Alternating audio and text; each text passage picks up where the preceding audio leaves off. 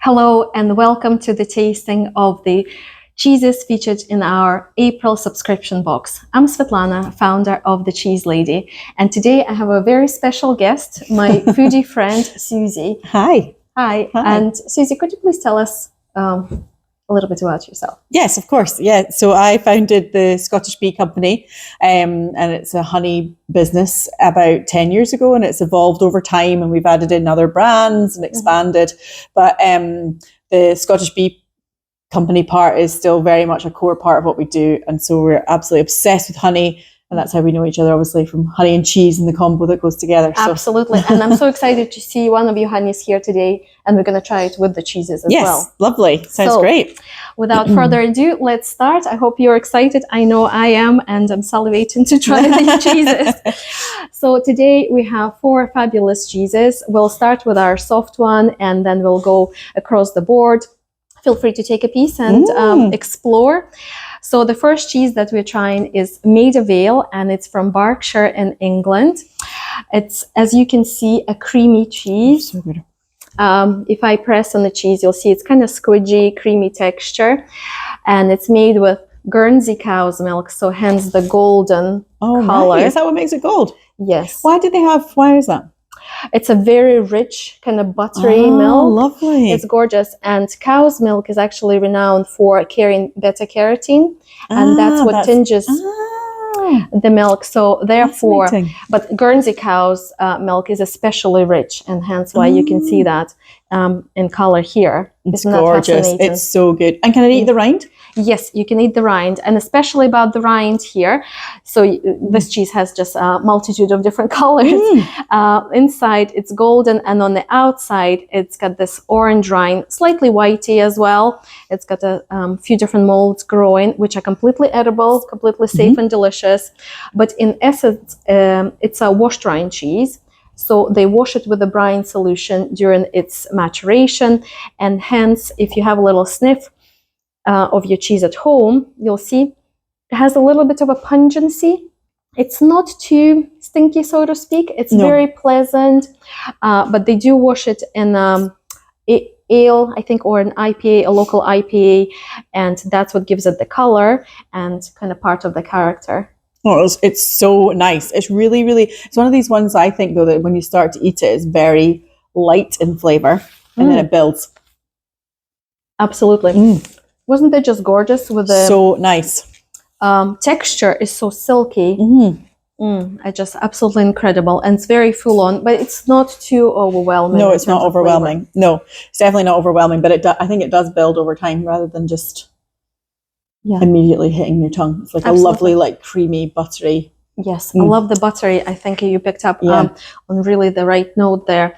But yeah, and the rind brings something a little bit unusual to the flavor as well. It's got a little bit of a nuttiness going on. So there are different dimensions to the flavor here. Absolutely wonderful and very complex cheese. So it's not like a very straightforward one-dimensional flavor. Well, would you pair it with anything? I think that's a brilliant question. Yes, I think I would. I mean, I do love to pair all of my cheeses for kind of another dimension.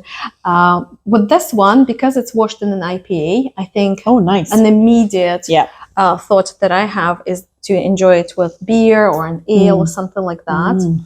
If you prefer wine, I would say maybe more red wine, but not too heavy.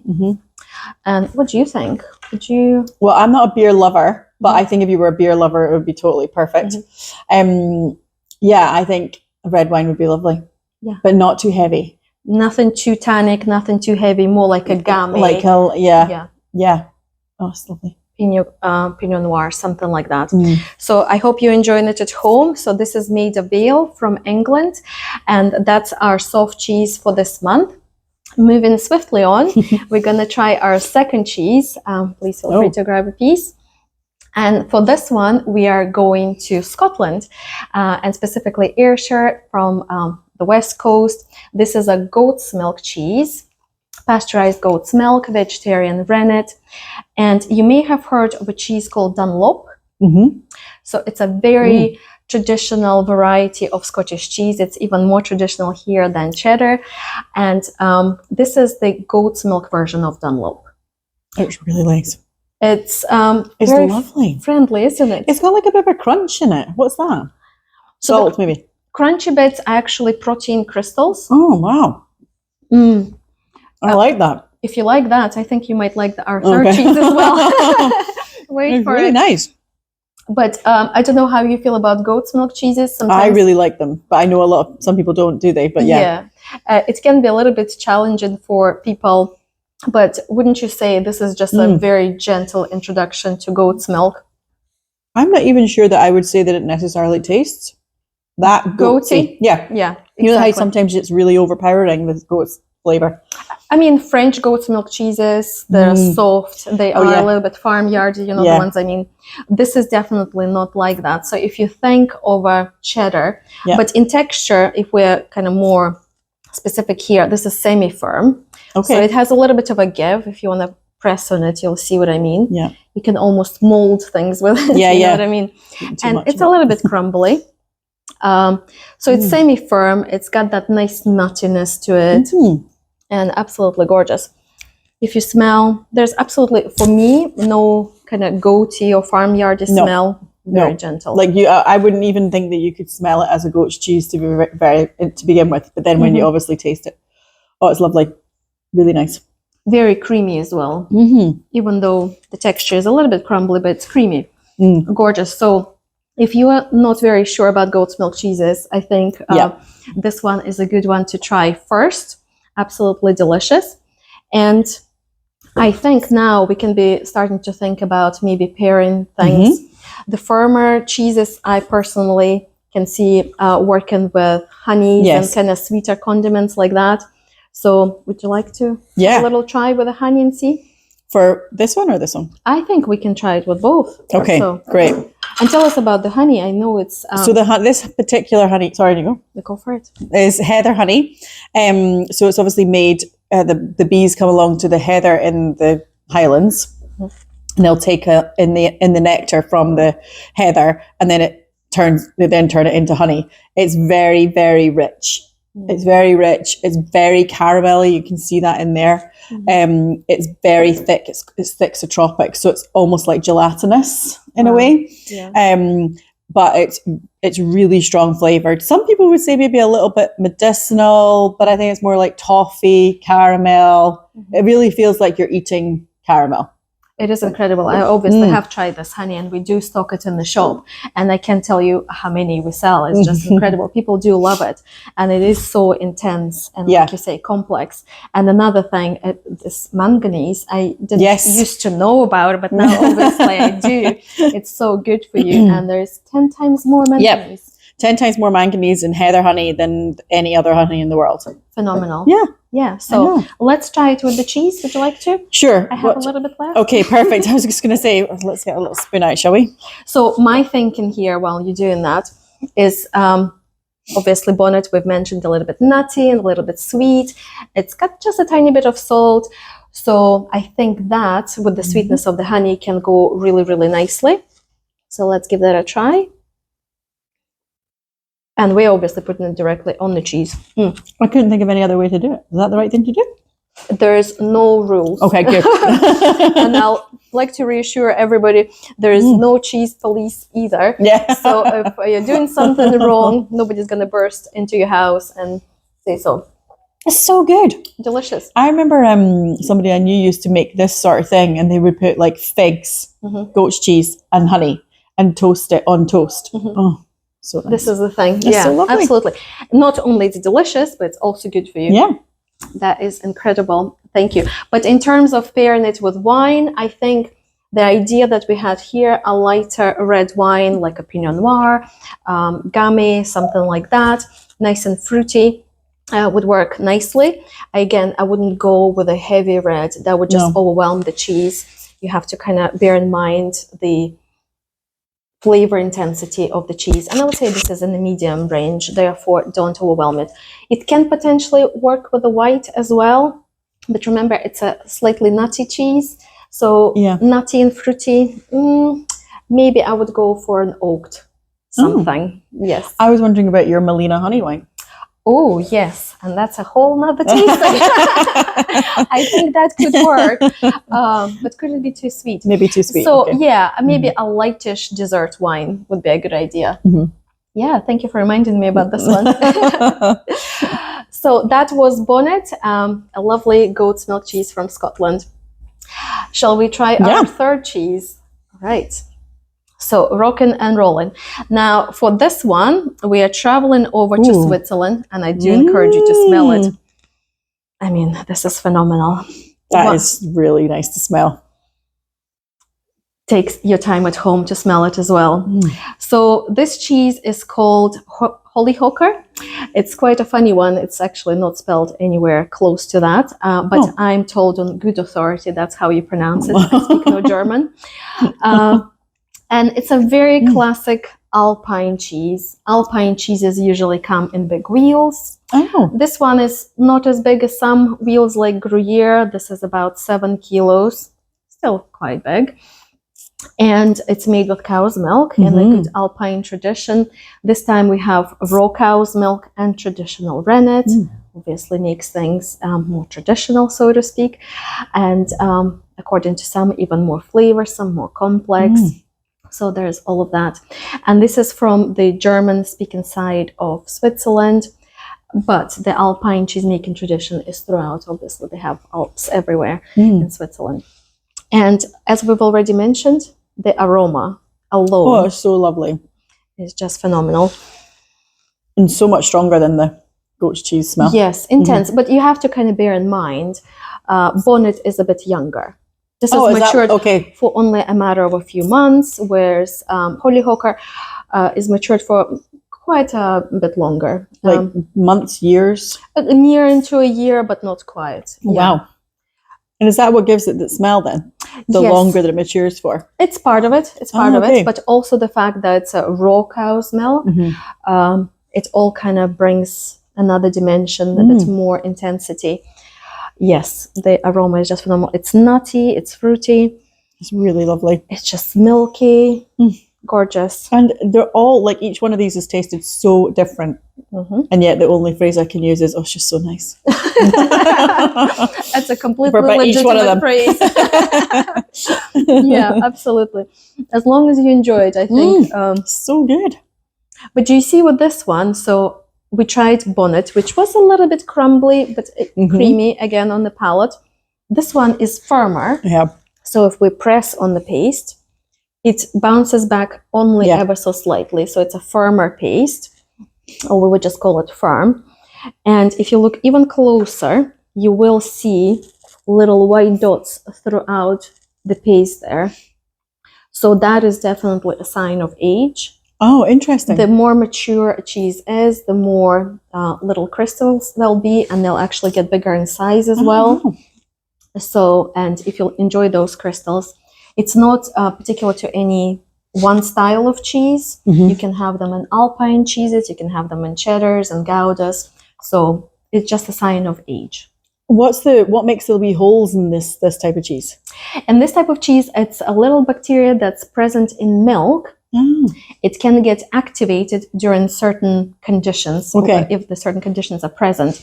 So if you're thinking of this really famous Swiss cheese, Emmentaler, I'm thinking, with the really big holes, that's what's happening. They do encourage it.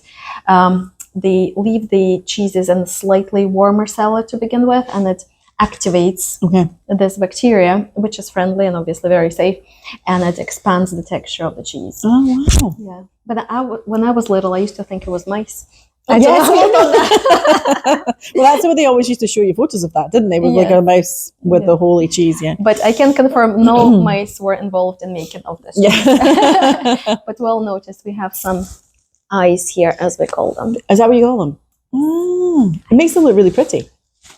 Absolutely. Yeah. And I think if you have a little bit of honey still, yes, I would try that at home as well. And when you're enjoying the Chällerhocker and trying it, you'll notice it's sweet, it's nutty, it's beautifully lingering, but yet in the background there is an ever so gentle whisper of salt as well. Yeah, it goes really nicely because it can taste a little bit salty, the honey. Okay. So it works quite well. It works well together. Let's give that a try. Beautiful. A match made in heaven. Yeah. I'm enjoying this.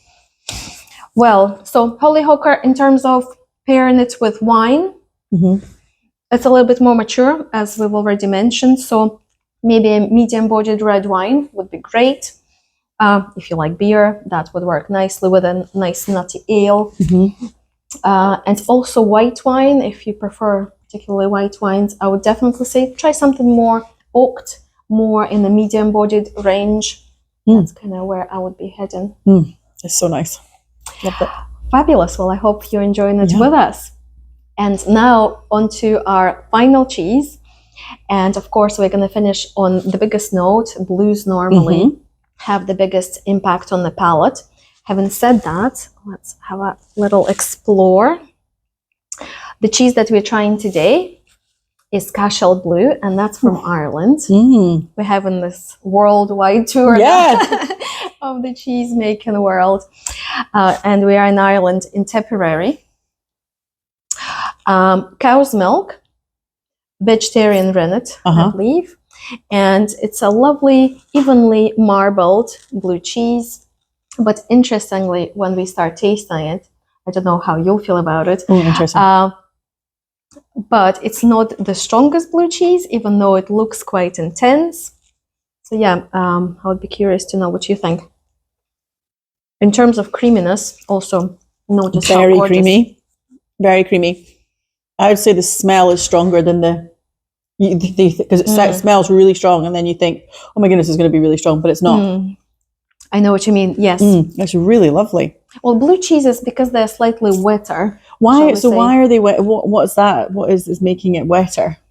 It's just how they make them. They do want to intentionally retain the moisture in the cheese. Okay. So and then they encourage the mold growth. Because a lot of people do prefer a creamier blue cheese. There are some blue cheeses that are a little bit firmer in texture, but I think that's what's really people want. They want a creamy blue. It's so nice. So nice. It's very buttery, I think. And in terms of bite, I don't find it personally to be very strong. No. What do you think? No. Yeah. Although it does hit the back of the throat a little bit, but in a really nice way. Yeah. So I should say a few more words about this, I think. Love it. So it's made on a farm in Ireland, and it's a second-generation cheesemaker. And they've done phenomenal things. They make other cheeses as well. But I think their Cashel Blue is really a triumph. That's gorgeous.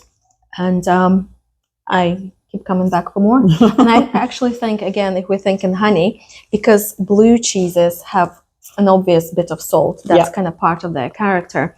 A nice sweet honey would balance it out.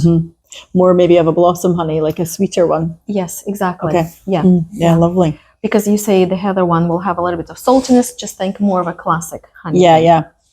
And if we're talking pairings, what do you think? Do you like sweet wines? Not really. Maybe that's it. Maybe that's why I can't pair it. Because I don't think a red or a white would be that nice with it.